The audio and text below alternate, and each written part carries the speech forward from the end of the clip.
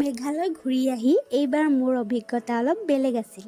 কিছুমান ঠাই মোক সঁচাকৈ বহুত ভাল লাগিছে, বিশেষকৈ Kiredemkhla, garden of caves, seven sisters, Nongstoin, small Greenland. এই ঠাইবোৰৰ সৌন্দৰ্য কেমেৰাত সম্পূৰ্ণ ধৰি ৰাখিব নোৱাৰি। কিন্তু এটা কথা সঁচা ক'ব লাগিব, এইবাৰ মই সেই মেঘেৰে ভৰা মেঘালয়খন বিশেষকৈ নাপালোঁ। আগতে যেতিয়া আহিছিলোঁ ৰাস্তাৰ পৰা ডাঙৰ ডাঙৰ মেঘ দেখা পাইছিলোঁ, এইবাৰ সেই অনুভৱটো অলপো নহ'ল। চেৰাপুঞ্জীত এটা ৰাতি থকাৰ পৰিকল্পনা আছিল, কিন্তু টুৰিষ্ট ইমান বেছি আছিল যে প্ৰায় সকলো ৰুম ফুল আছিল। বহু বিচাৰিও মনমতে ৰুম নাপালোঁ।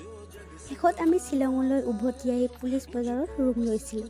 পুলিচ বজাৰৰ কথা ক'লে মই ভাবিছিলোঁ ৰাতিলৈকে বহুত ব্যস্ত আৰু জমজমাট হৈ থাকিব, কিন্তু আমি পোৱা সময়ত বহু দোকান পাহাৰ অলৰেডি বন্ধ হৈ গৈছে আৰু তেতিয়া টাইম হৈছিল প্ৰায় 7:30 PM। খাদ্যৰ ক্ষেত্ৰতো এইবাৰ মোৰ অভিজ্ঞতা বৰ এটা ভাল নাছিল।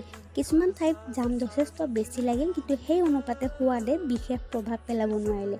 আৰু এটা কথা মোৰ চকুত পৰিল, কিছুমান ঠাইত পাহাৰ কাটি ৰাস্তা বহল কৰাৰ কাম চলি আছিল। উন্নয়ন নিশ্চয় প্ৰয়োজন, কিন্তু আগৰ সেই সম্পূৰ্ণ সেউজীয়া ৰূপটো অলপ সলনি হোৱা যেন অনুভৱ হ'ল। অৱশ্যে ৰাস্তাবোৰ যথেষ্ট ভাল আছিল, দীঘলীয়া ড্ৰাইভটো যথেষ্ট আৰামদায়ক হৈছিল।